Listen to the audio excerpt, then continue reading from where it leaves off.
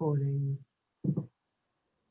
Hi everyone, today we are here together, the three of us, Lara and Georgie and myself, to really introduce to you a wonderful program that we've put together, Life Unlimited. And my name's Anneke. I'm focusing more on the meditation side. Georgie is our yoga practitioner and Lara is our vision coach. We want to take this opportunity to just chat a little bit more about what this program, what you'll be getting out of this program. So the program is based on the book, The 7 Laws of Spiritual Success, written by Dr. Deepak Chopra. And what this little book contains really is the secrets to having your life the way that you want it, to creating it the way you want it, and to let go of that feeling that you are just like a dandelion rolling in the wind with no control over where you're going. It gives you the secrets and the principles behind how you can really steer your life in the direction that you want it to go.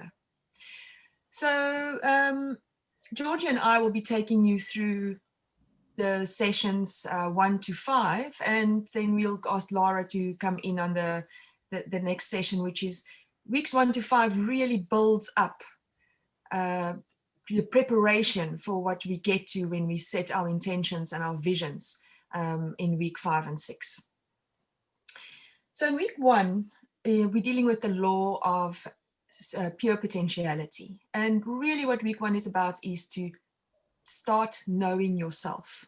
It's only in knowing yourself that we are free to understand where it is that we carry those blocks, what it is that's preventing us from creating and that life that we want. And from a yoga side, Georgie, you want to add that? Yeah, so the yoga side will be all about cultivating stillness. At the very beginning of the program, we need to start looking inward. So trying to understand the importance of quietening the mind down during your yoga practice, so you can really focus on each week of what law we're going to be practicing. So the quieter we can be within our minds, the more we'll get out of the practices every week, whether that be stretching your muscles, listening to your breath. So yes, it's really trying to understand the importance of stillness within the mind. And we will end up, just to explain the structure a bit, we'll have our discussion and understanding of the specific law, then move into our 45 minutes beautiful break and just emphasize the workings of this law in our lives through the yoga, and then move into a brief meditation practice to really embed those principles within our beings. And moving into week 2 then, the law of giving and receiving, the focus will really be around understanding that for us to give and to be able to give, we also need to learn how to receive. Normally, or in many cases, people, we all know that it's, or if you've grown up with the idea that it's better to give than to receive. But I always say, if you don't know how to receive, how will you give? So this is all a preparation for you to receive that openness, that knowledge of yourself, and that awareness of where you want to go in life. And I think with the yoga side of it, again, we're going to be practicing the awareness of breathing. So giving and receiving, imagine the giving is on the inhalation and the receiving, I guess, is the exhalation. But you're going to become aware of how important the breath is within yoga, within the yoga practice. And we'll learn about different types of breathing. We'll have an energizing breath. You'll learn about calming the mind with the breath. So sorry about my dog. So yes, we'll go into that. All sorts of breathing. Yeah. Okay, and then in week 3, we talk about cause and effect, the law of karma, and we all know the scientific rules about and laws about for every reaction there's an equal and opposite reaction, and we learn the power of our thinking, our thoughts, and how this principle really can make us understand how those thoughts and our choices and our choice making in our thinking and our beliefs create our lives. Yes, and again with the yoga side of it, you're going to start witnessing the choices you make within a pose. So we'll really focus on how important it is to get into a pose slowly, and the importance of understanding which muscle groups you're using, the benefits of being in one pose stronger than another pose. So you'll become aware of what your body is doing within the poses. Yeah. So it'll be a really lovely week 3 actually, because you would have quietened the mind down, and you'll be really understanding the importance of stretching and strengthening the muscles. And that brings us into week 4, where we are focusing on the law of least efforts, really obtaining and getting maximum benefits in our lives, in our movement, in our experiences in life, but with minimum efforts. We grow up with this maxim of no pain, no gain. And I think the law of least efforts is really questioning that maxim, because the principle is to do nothing but achieve everything ultimately. It's almost a place of magic. And this is part, as I said before, weeks 1 to through 5 is the preparation, really building up our awareness, opening up our awareness and our ability to receive and understanding and knowledge of ourselves. Yes, and I think, well, for the yoga part of it, I think we become so self-critical, and I think we'll learn in week 4 how important it is just to accept our bodies the way they are. We're all built completely differently, and some people will be able to easily get into one pose and another person won't. But conversely, that person that won't will easily be able to get into another pose that the other person can't. So I think taking our bodies as they are, and really loving our bodies the way they are is actually vitally important.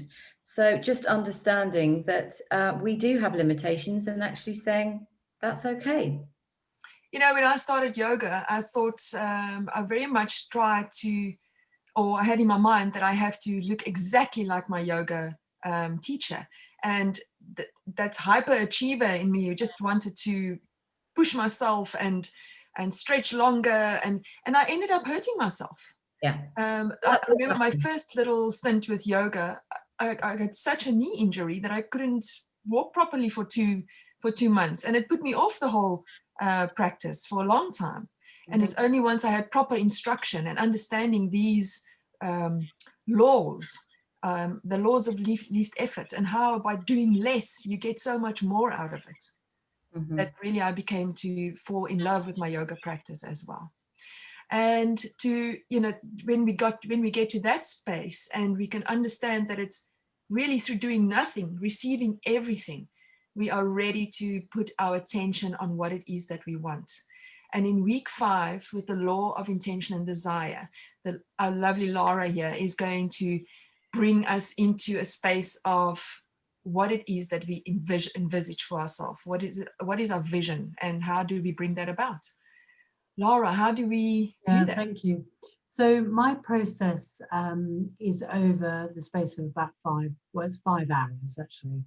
So it starts with a pre-exercise, which I will send everyone a couple of days before the actual workshop. And that then gets you thinking about what you want to achieve over the next year, your hopes, your desires, things that might have been kind of stuck in your subconscious for many years. And it's actually a process which sort of releases your the ideas in your subconscious, and is sort of like almost like a sort of opens the floodgates of opportunity and possibility.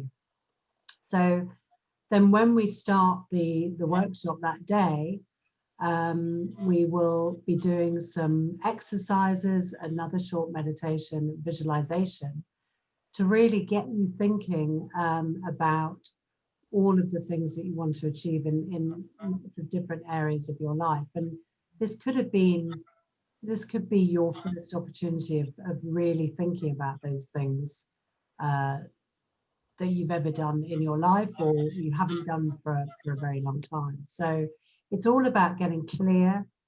It's about getting sort of direction in your life and really opening your mind to possibility and as I said before, opportunity. So there's a lot of different processes. Then we create a vision board together.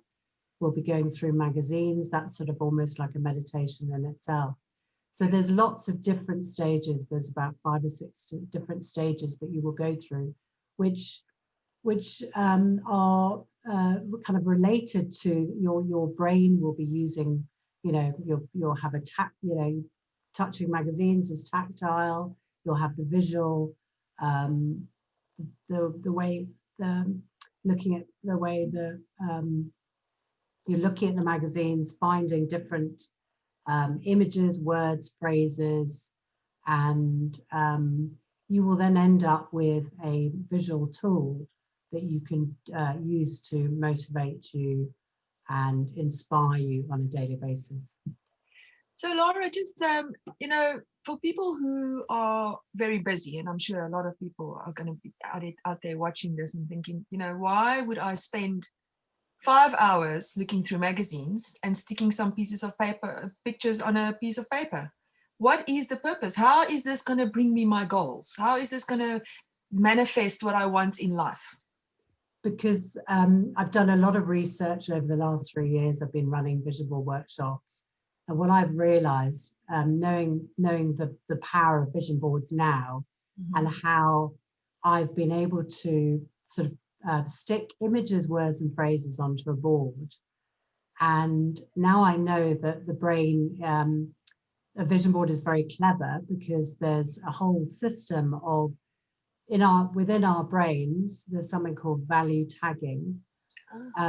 So how a vision board works is that it forces our brains have thousands, billions of thoughts every day.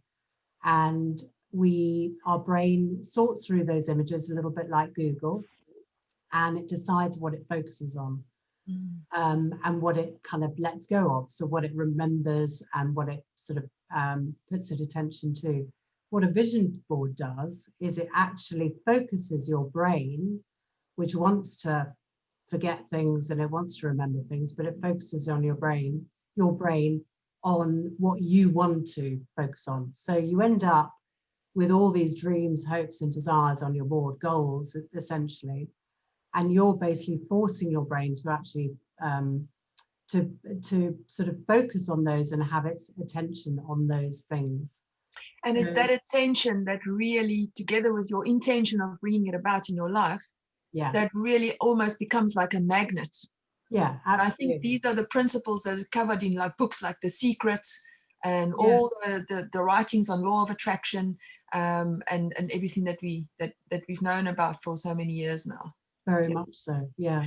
I suppose the other question is, why do this in a class environment? Why not just, you know, I can just do it at home, page through a magazine and do it myself? What is the benefit of actually doing it in an environment with other people? I think firstly, my process is with the pre-exercise is really important, because that's a very important part of sort of almost releasing your subconscious, and going through all the different stages. I think that the time spent, when was the last time you spent 5 hours just concentrating on yourself and what you want out of life, and actually thinking? Flicking through magazines is a really lovely thing to do. It's sort of meditation in itself. Also the accountability. I know from having run a couple of sessions where people just came and did the first part of my workshop, and then they went off and were going to finish it on their own. Unless you've got that accountability, that then sort of that kind of drops off in a way, and it takes them ages to finish it. So I found myself sort of having to chase them up. So I've decided now that actually I don't run that kind of workshop. I only do my 5 hours. Yeah. Because I know that at the end, everyone's going to get a completed vision board that they can then use as that tool. So it's really important. I think all the different stages of the 5 hours are massively powerful. Yeah. And I guess I know exactly what you mean. I mean, I've tried myself to do it and with great intentions again. Mm-hmm. And it was only when I sat in that vision board that I managed to put together my wonderful vision board, which I love to look at. And I could see and feel the changes in myself from day one, actually. So thank you very much for that. And your workshop then leads us into a very crucial part of manifesting our desires in the 7th week, which we deal with the law of detachment. And that can, for me, that is the letting go, the putting your wish out there and giving it its legs and wings and letting it go. It's planting that bulb and not digging it up every week to check if it's growing, but just knowing that it's there and it's doing its thing and it's collecting its energy and it's starting to grow. And that's the beauty about the law of detachment. Georgie, how are we going to practice or bring that into our yoga practice? So yes, just like you say, the law of detachment reveals a great paradox of life. In order to acquire something in your world, you have to relinquish the detachment. So with yoga, if you want to get into that bird of paradise pose or whatever pose it is, you have to kind of let go of, oh, I'm not going to look right, or I'm not going to be able to get my leg up there. Just let it happen. Your body will take you there. But you do have to practice, like everything in life. Nothing comes easily. I've been practicing for 30 years and I'm still practicing some poses. But that's the lovely thing about yoga. You are always learning. You never stop learning. Even if you're a guru or whoever you are and you've been practicing for decades, you are always practicing. And that's why the law of detachment is so important, because we are not perfect. No one is perfect in anything. Yeah. So I think it'll be a lovely week, actually. It'll just be something like dropping that cloak off your shoulders and going, I don't care. I'm just loving being in this moment, and I don't care what I look like. I am fantastic the way I am. Yeah, the important thing with the law of detachment, and I'm just really understanding it, it doesn't mean that you're giving up your desire to manifest something, or to become something, or to draw something in your life. It just means that you are allowing the wisdom within yourself and all around you in this beautiful nature and universe to work together and bring what you need into your life at the right moments. Yeah. And that brings us into the 7th law and week 8 of our program, the law of purpose, which brings everything together so nicely to understand what it is, what is our special way that we can contribute, because each one of us has got something and a deep value that we are here for, meant to give, that we can contribute to harmony in our lives, to everyone around us, but more importantly, to our own well-being and to our own journey in life, and just finding what it is, that passion that we are meant to share and to get life from. Yeah.